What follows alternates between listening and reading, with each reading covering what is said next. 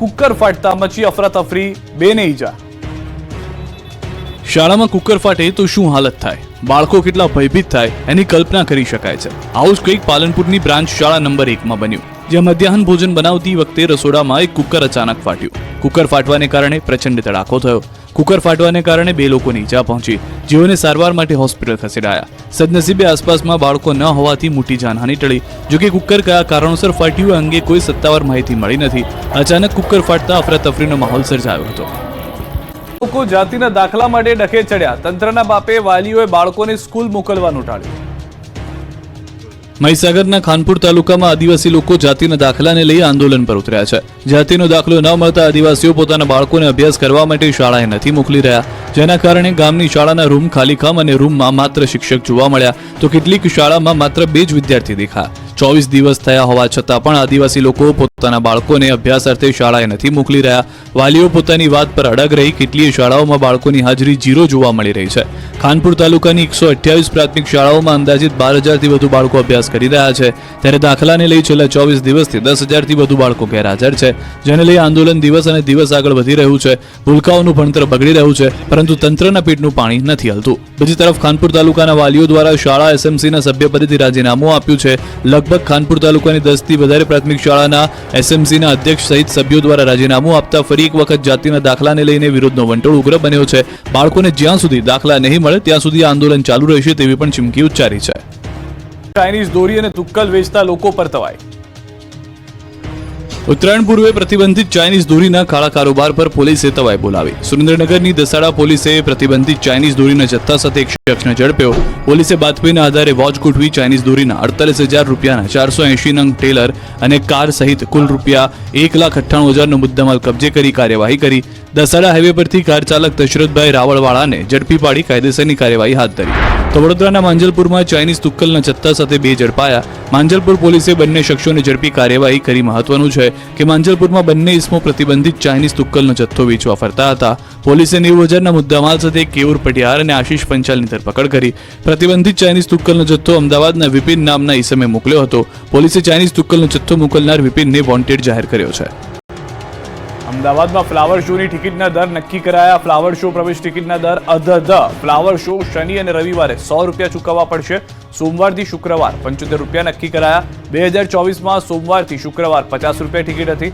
શનિવાર અને રવિવાર 75 રૂપિયા હતા। જે આગામી 1 જાન્યુઆરી 2025ના રોજ થશે ફ્લાવર શો શરૂ। રાજ્યના મુખ્યમંત્રી ભૂપેન્દ્ર પટેલ ફ્લાવર શો ખુલ્લો મૂકશે।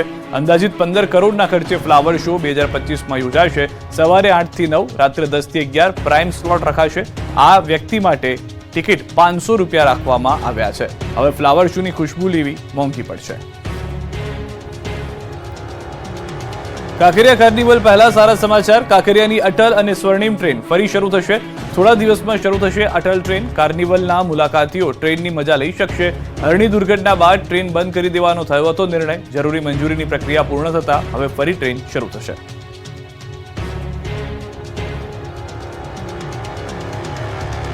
અમદાવાદના સીટીએમ પાસે એસ્ટેટ વિભાગે દુકાનના દબાણો દૂર કર્યા। 2 જેસીબી અને દબાણોની ગાડીઓ તેમજ ફાયર વિભાગની ટીમને સાથે રાખીને ડાબી સાઈડના વળાંક પરની પાક્કી દુકાનો દૂર કરી। જો કે દુકાનદારો પૈકી અમુક દુકાનદારોની હાઈકોર્ટમાં રીટ પિટિશન ચાલતી હોય તેમાં ચુકાદો હજુ આવ્યો નથી અને તંત્ર બુલડોઝર ફેરવી દેવાતા દુકાનદારોમાં રોષ ફેલાયો।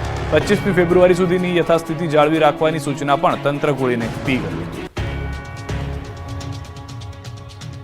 શામળાજીના 70 ગામના ખેડૂતોની પાણીની સમસ્યા થઈ દૂર। શામળાજી પંથકના 70 ગામના ખેડૂતોની મોટી સમસ્યા દૂર થઈ ગઈ છે। સરકાર આ વિસ્તારના ખેડૂતોની વહારે આવી છે। શામળાજીમાં મેશ્વો ડેમમાંથી સિંચાઈ માટે પાણી છોડવામાં આવતા ખેડૂતો પાણીદાર થશે। રવિ સિઝનને લઈને પિયત માટે પાણી છોડાતા ખેતરો લીલાછમ લહેરાશે। સિંચાઈ માટે મેશ્વો કેનાલમાં 60 ક્યુસેક પાણી છોડાયું છે, જેનો સીધો લાભ 3 તાલુકાના 70 ગામોના ખેડૂતોને મળશે।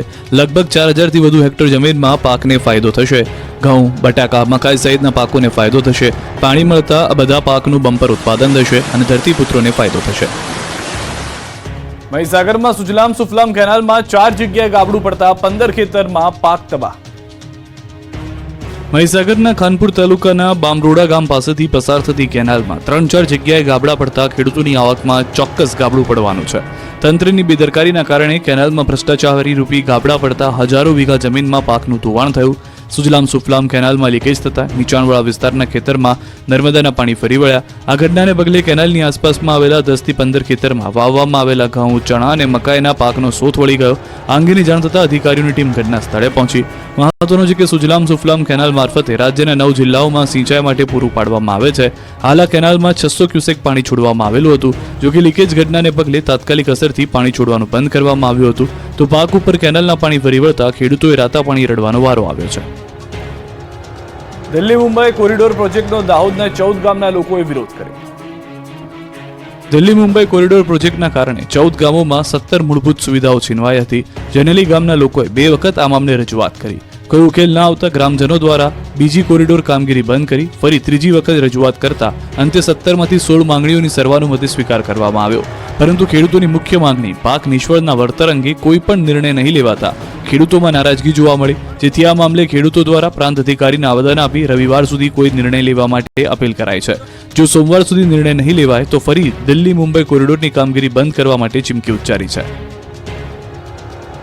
નવા વર્ષે અમદાવાદમાં ફરી બાબા બાગેશ્વરની કથા યોજાશે. વિશ્વ ઉમિયાધામ ખાતે કરશે હનુમંત કથા. ગુજરાત સહિત વિશ્વભરમાં સનાતન ધર્મની આસ્થાને ઉજાગર કરવા વિશ્વના સૌથી ઊંચા જગતજનની માં ઉમિયાધામના મંદિરની વિશ્વ ઉમિયાધામ ખાતે ભવ્ય અને દિવ્ય હનુમંત કથાનું આયોજન થવા જઈ રહ્યું છે. વિશ્વ ઉમિયા ફાઉન્ડેશન અમદાવાદ દ્વારા અમદાવાદના જાસપુર વિશ્વ ઉમિયાધામ ખાતે આગામી મહિનામાં 3 થી 6 જાન્યુઆરીના રોજ વિશ્વ પ્રસિદ્ધ સંત બાબા બાગેશ્વરના ધીરેન્દ્ર શાસ્ત્રીની દિવ્ય કથાનું આયોજન કરાયું છે. જેમાં લાખો સનાતન ધર્મીઓ પધારશે. સનાતન ધર્મને ઉજાગર કરવાના હેતુ પાટીદાર સમાજ તેમજ સનાતન ધર્મના તમામ સમાજના લોકો બાબા બાગેશ્વરની દિવ્ય કથામાં સહભાગી થશે. બાબા બાગેશ્વરની કથાને લઈને વિશ્વ ઉમિયાધામ ખાતે તૈયારીઓ પૂરજોશમાં ચાલી રહી છે. લાખો સનાતન ધર્મીઓને કથામાં પધારવા આમંત્રણ અપાયું છે. 6 દેશમાંથી મા ઉમિયાના ભક્તો દિવ્ય કથામાં પધારશે. પાટીદાર સહિત તમામ સમાજના લોકો કથામાં સહભાગી થશે. 5000 થી વધુ વિશ્વ ઉમિયાધામના સ્વયંસેવકો ખડે પગે રહેશે. 100 થી વધુ એન્જિનિયર, ડોક્ટર્સ અને આઈટી પ્રોફેશનલ્સ આ આયોજનમાં જોડાશે.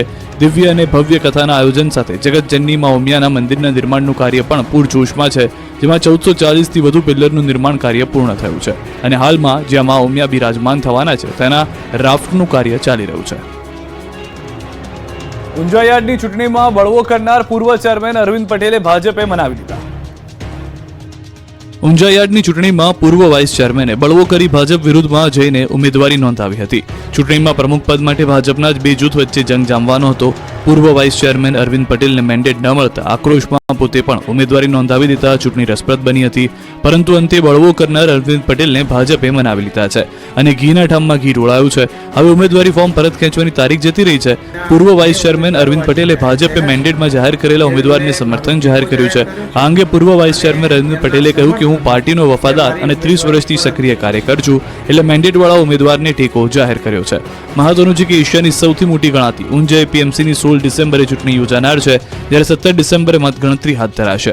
ચૂંટણીમાં ખેડૂત વિભાગના 261, વેપારી વિભાગના 805, સહકારી ખરીદ વેચાણ મંડળે 40 મળી કુલ 1106 મતદારો કરશે મતદાન. પુષ્પા ફિલ્મની સ્ટાઇલમાં ચંદનની ચોરી.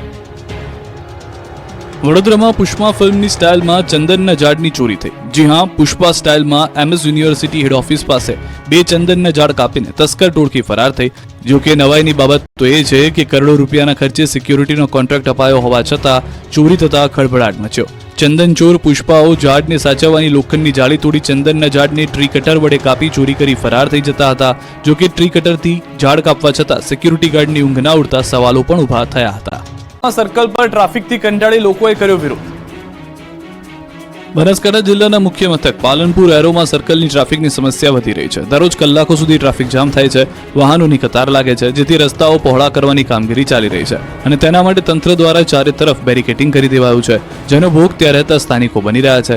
સ્થાનિકોનો રસ્તો બંધ થઈ જતા આકરા પાણીએ જોવા મળ્યા. અમદાવાદથી પાલનપુર તરફ આવતા માર્ગ પર ઓવરબ્રિજ નજીક તંત્ર દ્વારા બેરિકેડિંગ કરવામાં આવતા અમદાવાદ હાઈવે નજીક આવેલી અનેક સોસાયટીના લોકો મુશ્કેલીમાં મુકાયા. સ્થાનિકો દ્વારા સ્થાનિક કક્ષાએ રજૂઆત કરાઈ છે, પરંતુ તેનો કોઈ ઉકેલ આવ્યો નથી. જેથી સ્થાનિકો હાઈવે પર એકઠા થઈ વિરોધ પ્રદર્શન કરી રહ્યા છે અને જો આગામી દિવસોમાં તંત્ર દ્વારા આ બેરિકેડિંગ મૂકવાની પદ્ધતિ મોકૂફ નહીં રખાય તો જિલ્લા કલેક્ટરને આવેદનપત્ર પાઠવી ઉગ્ર આંદોલનની ચીમકી ઉચ્ચારી. આ હાઈવે પર અનેક સોસાયટીઓ આવેલી છે અને સોસાયટીના રહીશો આ માર્ગ પરથી સીધા હાઈવે રોડ પર જઈ શકતા હતા, પરંતુ હવે બેરિકેડિંગ મૂકી આ માર્ગ બંધ કરી દેવાતા સ્થાનિકોની મુશ્કેલી વધી છે.